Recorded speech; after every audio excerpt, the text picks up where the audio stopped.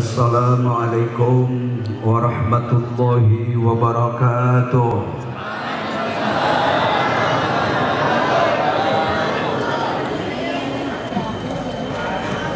Menggaris bawahi soal syukur.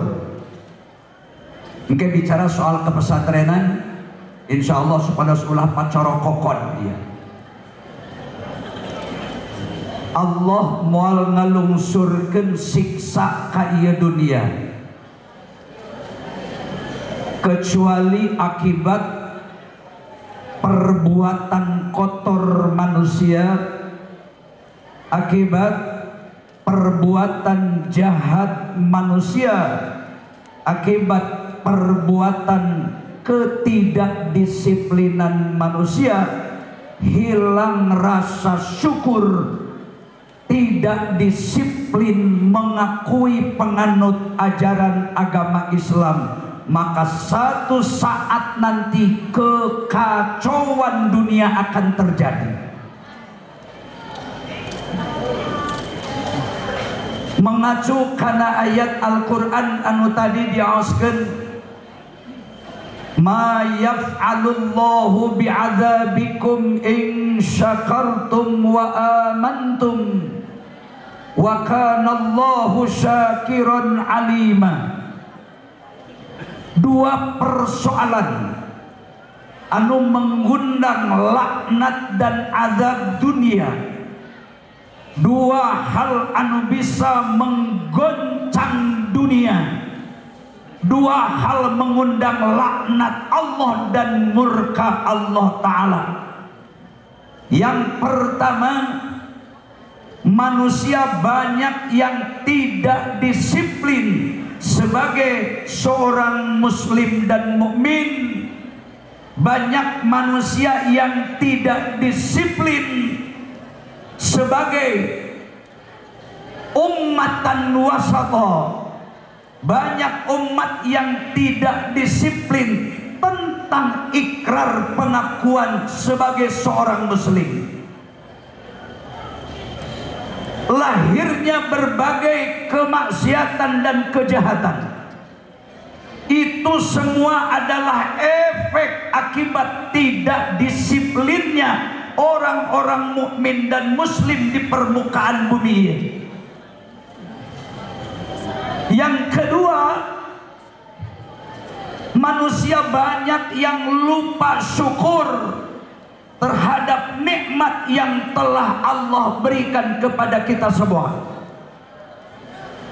Sehingga di dalam hadis qudsi Allah berfirman, saya mengutip salah satu hadis qudsi yang paling populer, karena jumlah hadis qudsi itu hampir seimbang jumlahnya dengan ayat Al-Quran.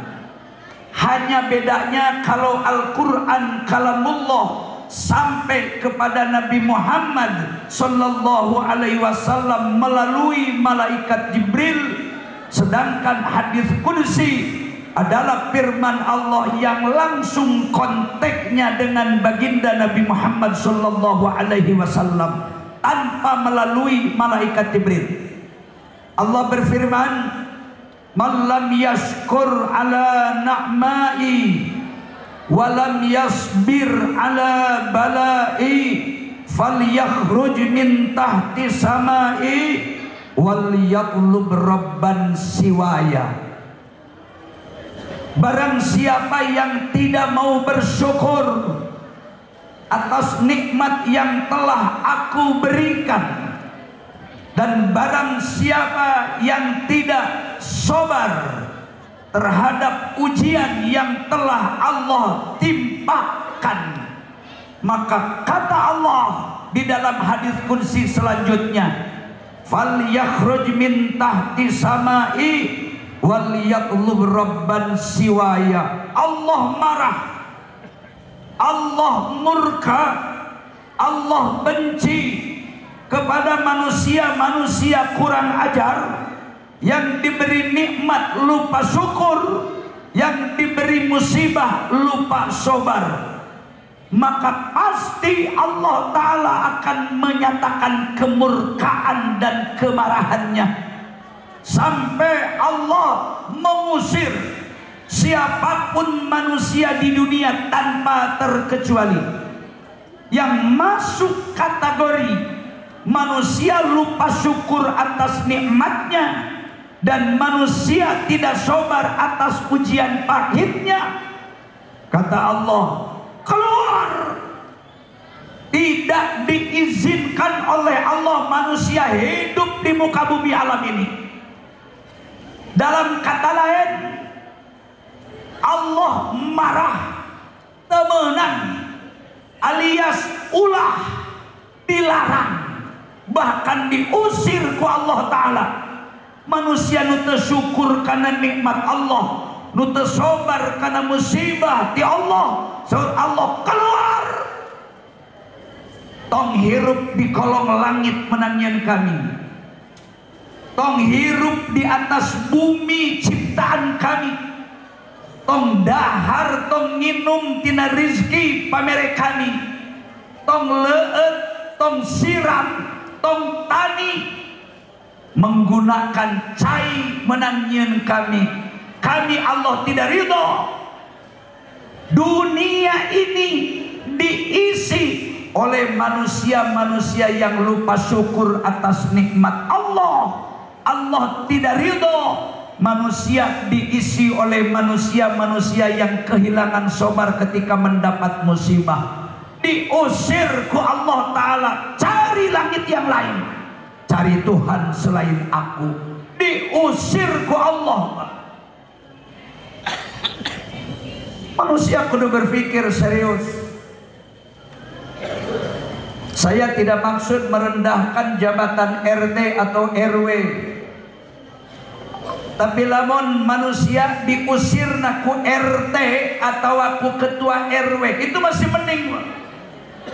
Diusir TRT hiji bisa pindah ke RT 2, diusir TRT 2 bisa pindah ke RT 3, diusir di satu desa kita bisa pindah ke desa lain, diusir di satu kecamatan kita bisa pindah ke kecamatan lain, diusir dari satu kabupaten kita bisa pindah ke kabupaten lain, bahkan diusir dari negeri yang namanya Indonesia kita bisa pindah kepada negeri yang lain. Karena dunia ini luas ciptaan Allah Ta'ala.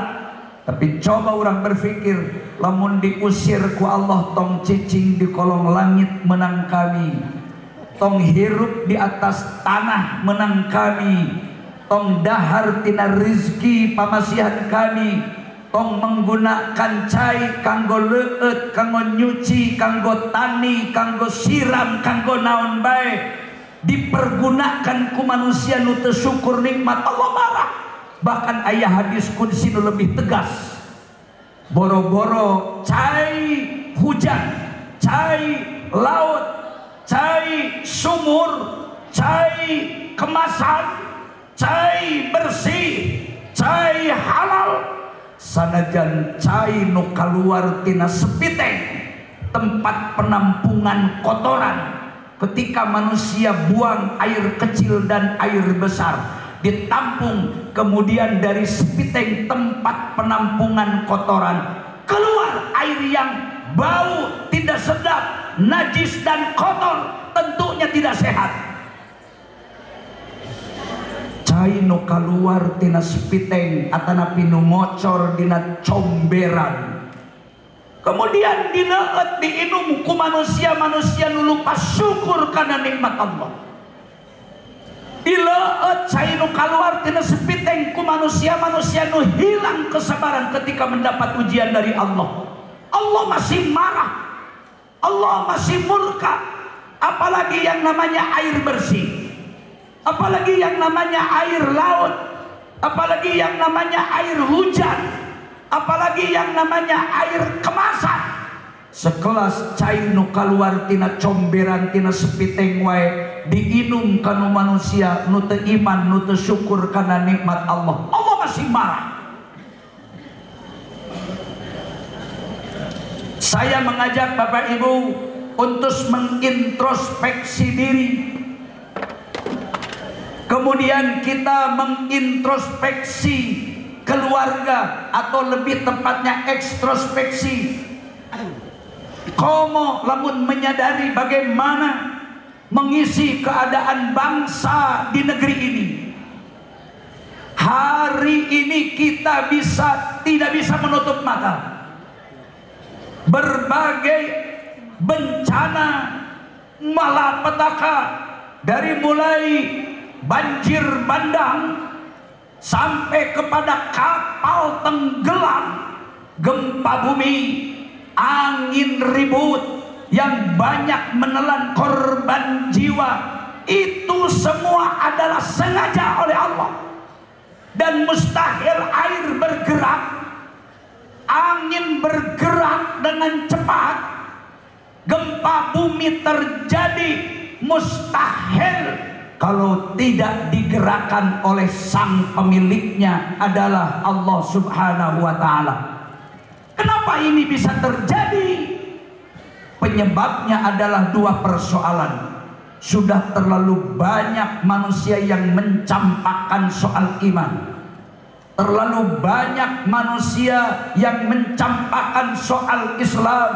Sudah terlalu banyak manusia yang mempermainkan, bahkan menghinakan Al-Quran. Sudah terlalu banyak manusia-manusia yang serakah, yang seolah-olah muka bumi ini milik pribadinya, sehingga lupa padahal bumi ini adalah kepunyaan Allah, milik Allah, ciptaan Allah, untuk dilola sebaik-baiknya untuk kemakmuran rakyatnya. Itulah perintah Allah Subhanahu wa Ta'ala. Tetapi justru apa yang terjadi hari ini di mana-mana, umat Islam dibantai, dibunuh. Perang yang sudah tidak manusiawi juga tanpa alasan yang tepat. Kita jangan menutup mata, para santri, para mujahid, para pejuang, para alumni. Hari ini sulit melihat dunia yang aman, terutama di belahan bumi lain di luar di Indonesia. Di Palestina umat Islam dibantai. Dulu Masjidil Aqsa pernah direbut oleh tentara Israel, bahkan sempat dijadikan tempat peternakan babi selama beberapa tahun. Dan umat Islam tidak bisa bergerak, umat Islam tidak bisa apa-apa. Tetapi setelah berjalan sekian lama, Masjidil Aqsa Al-Qudus yang oleh Allah difirmankan dalam Al-Quran, dan Palestina adalah negeri yang disucikan Allah nomor 3 di dunia setelah Buq'ah kota Mekah dan Madinah Al-Munawwarah. Bahkan Rasul mengajarkan dan menekankan sebaiknya umat Islam sebelum melepaskan nyawa pernah berkunjung datang ke 3 titik masjid ini: Masjidil Haram, Masjid Nabawi, dan Masjidil Aqsa. Alhamdulillah, berkat kebersamaan dan persatuan umat Islam, didorong dengan semangat jihad fisabilillah untuk membela tanah yang disucikan Allah, untuk menyelamatkan Al-Aqsa, untuk menyelamatkan Al-Qudus, sehingga terjadi pertempuran sengit dan Allah memberikan hasil yang gemilang. Akhirnya Masjidil Aqsa kembali ke tangan umat Islam. Tetapi setelah beberapa lama berjalan, berfungsi masjid sebagai tempat sarana ibadah dan disebut rumah Allah, kemudian terjadi konflik yang kedua kali, sehingga Masjidil Aqsa direbut oleh tentara Israel dan dijadikan peternakan anjing-anjing besar, semacam jenis anjing herder. Tetapi tidak lama kemudian umat Islam berkat kebersamaan bersatu merapatkan barisan dan merebut Masjidil Aqsa agar kembali kepada tangan kaum muslimin. Akhirnya Allah izinkan Masjidil Aqsa kembali ke tangan umat Islam. Hari ini Palestina sedang mencekam. Tahadzuts bin Ni'mah, bulan Februari 1 tahun yang lalu saya datang ke Masjidil Aqsa beserta teman-teman. Saya berkunjung ke Israel, sebelumnya datang dulu ke Yordania, dan sebelumnya berkunjung dulu ke Turki. Kemudian saya berziarah kepada seluruh makom para anbiya wal mursalin yang ada di wilayah Palestina dan sebahagian di wilayah Yordania. Saya melihat dengan kedua bola mata saya sendiri. Mohon maaf, ini saya bukan takabur. Dan ini bagian sebuah kenikmatan. Di Israel itu ada sebuah kelompok yang sudah dikenal dunia hari ini. Di Indonesia biasa disebut Zionis, tetapi di sana lebih terkenal namanya Jews. Dan ini adalah sebuah perkumpulan dengan berbagai macam agama kumpul dalam satu wadah. Agamanya campur aduk, Protestan ayah, Katolik ayah, Hindu ayah, Buddha ayah, Konghucu ayah, bahkan ateis, manusia yang sama sekali tidak bertuhan, manusia yang sama sekali tidak percaya terhadap adanya Allah Maha Kuasa, yang kalau di dalam kitab Tauhid itu disebut golongan mulhidin, manusia yang tidak bertuhan sama sekali. Dan inilah orang-orang kafir yang paling sadis, inilah orang-orang kafir yang paling biadab di dunia dibandingkan dengan beberapa kelompok kafir yang lainnya. Kalau di kita terkenal ada Protestan, ada Katolik, ada agama Hindu dan Buddha, itu mereka walaupun di luar agama Islam tetapi masih meyakini adanya Tuhan yang Maha Kuasa.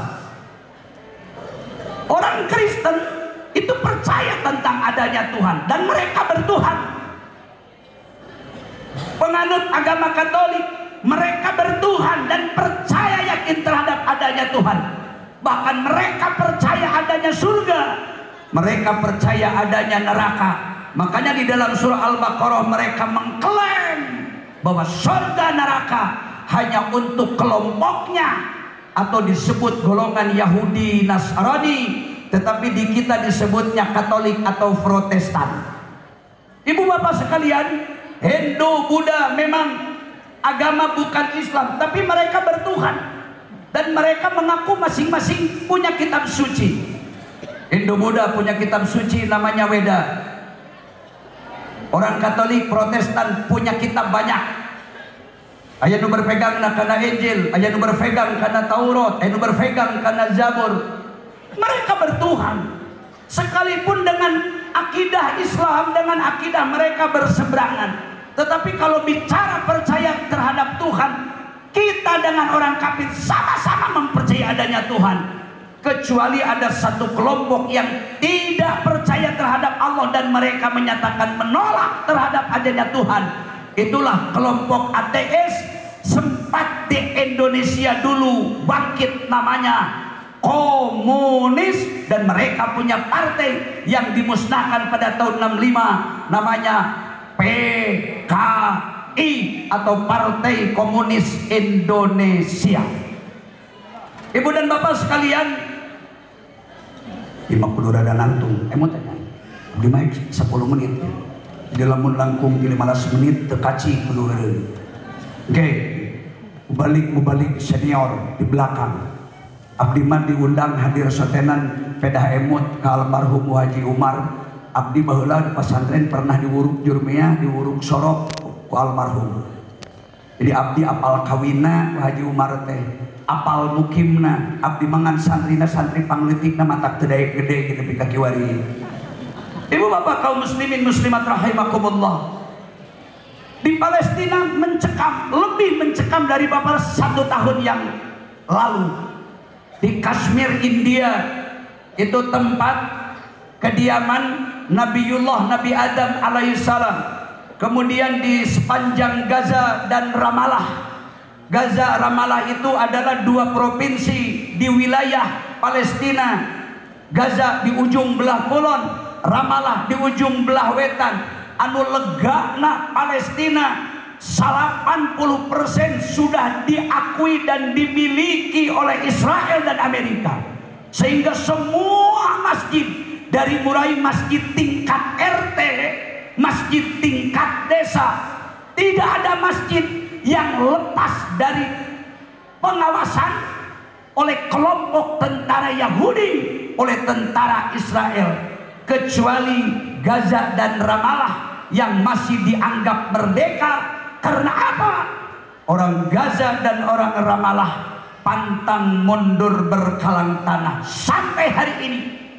Kaum muslimin di Gaza itu punya komitmen, semua pihak, dimimiti kiai, ustad, ajengan, pemuda, pengusaha, pejabat, nu merasa beragama Islam, ayah di wilayah Gaza, semua menyatakan siap hidup dan siap mati, siap damai dan siap perang. Daripada Gaza kudu diserenkeun ka tangan penjajah Israel, khususnya muslimin orang Gaza tanpa melihat perbedaan pekerjaan, tanpa melihat perbedaan kelompok dan golongan, bersatu pantang mundur sampai titik darah penghabisan.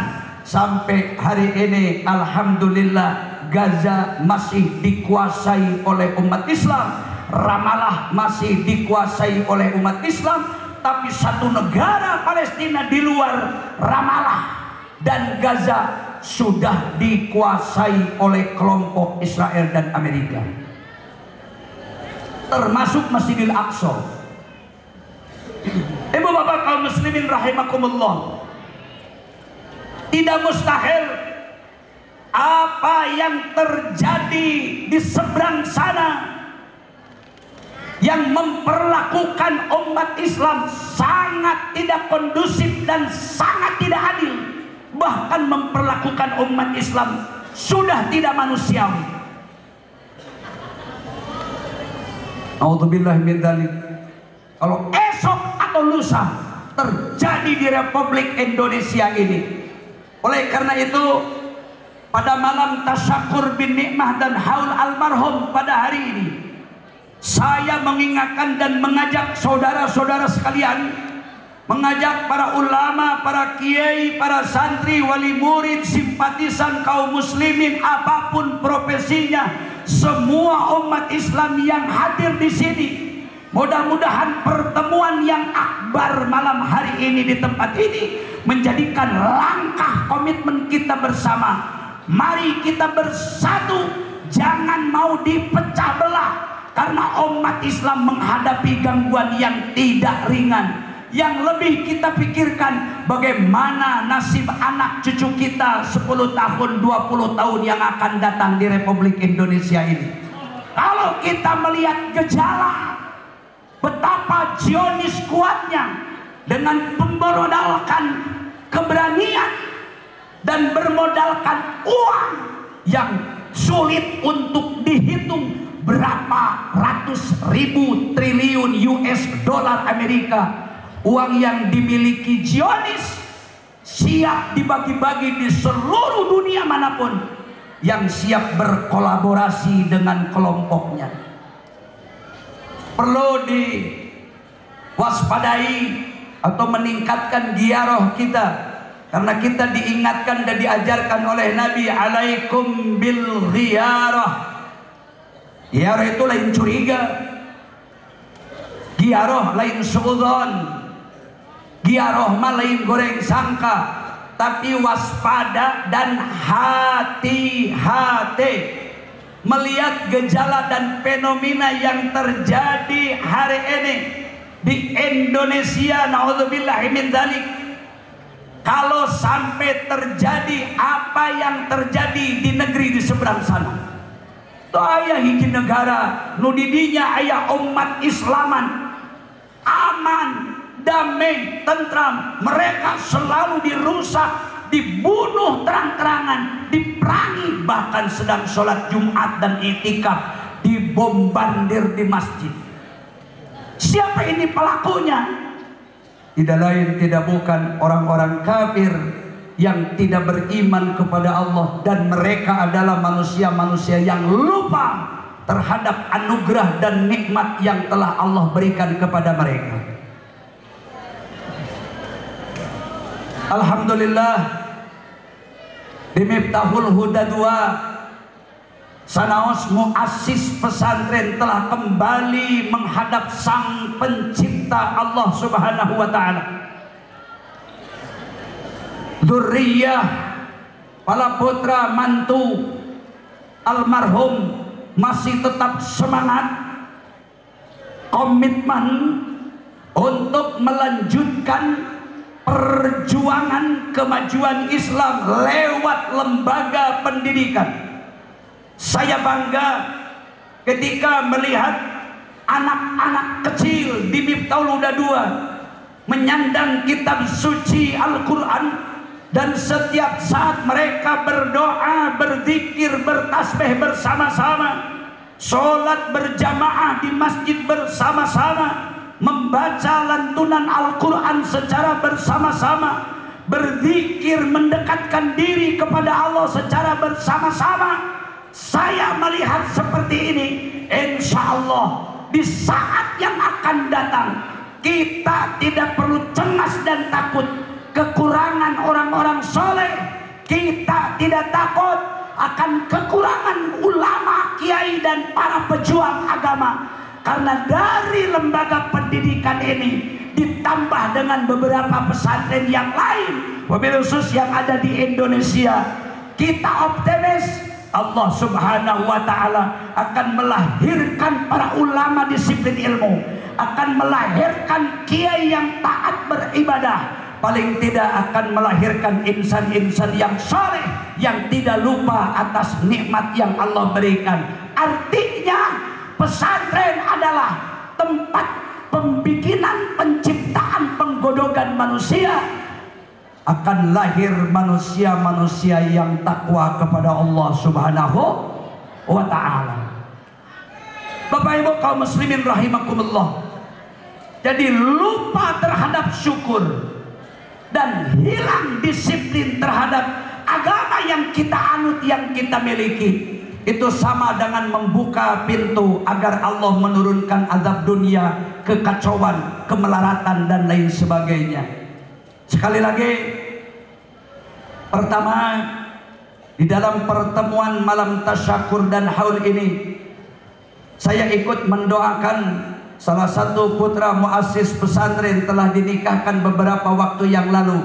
Semoga Allah jadikan pasangan ideal, rumah tangganya diberkahi Allah Ta'ala, kemudian ditambah-tambah ilmu yang bermanfaat, dan semua keturunan almarhum tidak hanya sekedar jadi kiai, tidak sekedar jadi guru ngaji, tidak sekedar jadi ustadz atau ajengan, tetapi ada yang universal. Mudah-mudahan dijadikan Allah sebagai murabbi manusia-manusia yang mampu mendekatkan diri kepada Allah. Para murid, para santri, alumninya bukan hanya sekedar murid, tetapi mudah-mudahan dijadikan muridin.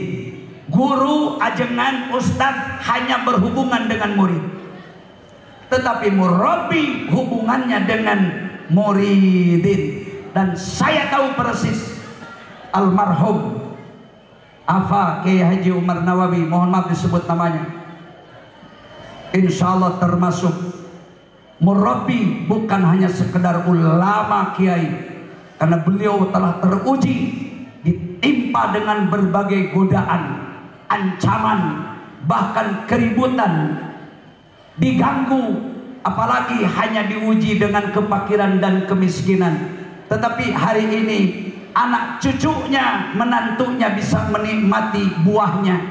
Makanya saya ingatkan kepada keluarga, sanes ngaburakeun cai ka langit ieu mah, da urang mah kada silih emutan. Ingat sebuah pepatah, la gharasu hatta akalna wa innana lanagrisa hatta yakulanna subadana. Apa jeung amah anu berjuang habis-habisan ngababan leuweung jeung kebonna anjeunna, nu nanem benihna anjeunna, nu maculna anjeunna, nu ngorebna anjeunna, ngaran-ngaran ngabukbak leuweung ganggong macem-macem ti mimiti langir nepi ka orai kadut ogenan aya. Walaupun tidak bisa dinikmati sepenuhnya karena beliau telah dipanggil Allah Subhanahu wa taala, tetapi anak cucu menantunya hari ini yang memetik buahnya dan memakan rasa manis buahnya. Oleh karena itu saya ingatkan, pertahankan kekompakan kebersamaan di antara dzurriyyah almarhum. Pertahankan soliditas di antara para putra almarhum, termasuk staf-staf pengajarna. Karena hancurnya satu pondok pesantren, hancurnya lembaga pendidikan sebesar apapun, ketika telah terjadi gesekan di dalam yang kurang sehat, akibat saling curiga mencurigai, apalagi kalau sudah ribut persoalan ekonomi, soal imah, soal doa, soal kendaraan, soal pendapatan. Beda pendapat biasa, nu sok riweuh mah beda pendapatan. Ayo beda pendapat batalana. Ya punten. Musim kuring dikenalkan sanes nyangki di jero tidak solid.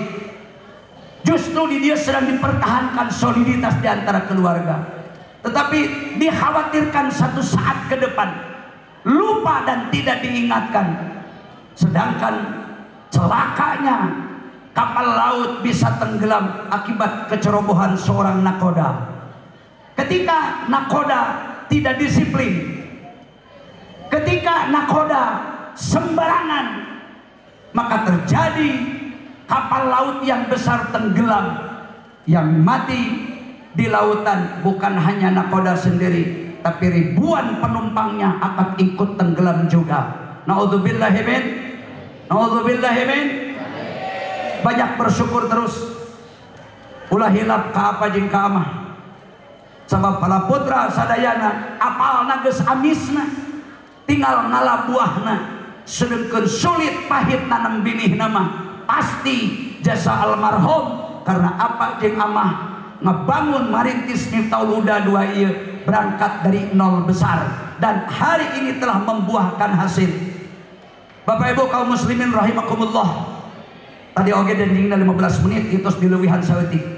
Mohon maaf atas lebih dan kurangnya. Mudah-mudahan ada faidah dan manfaatnya. Tidak maksud menggurui, tetapi kita diperintahkan oleh Nabi dan Rasul untuk saling mengingatkan di antara kita. Jadilah kita insan yang bersyukur.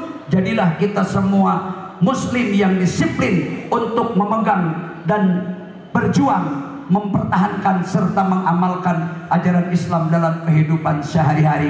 Lebih kurangnya mohon maaf. Wassalamualaikum warahmatullahi wabarakatuh.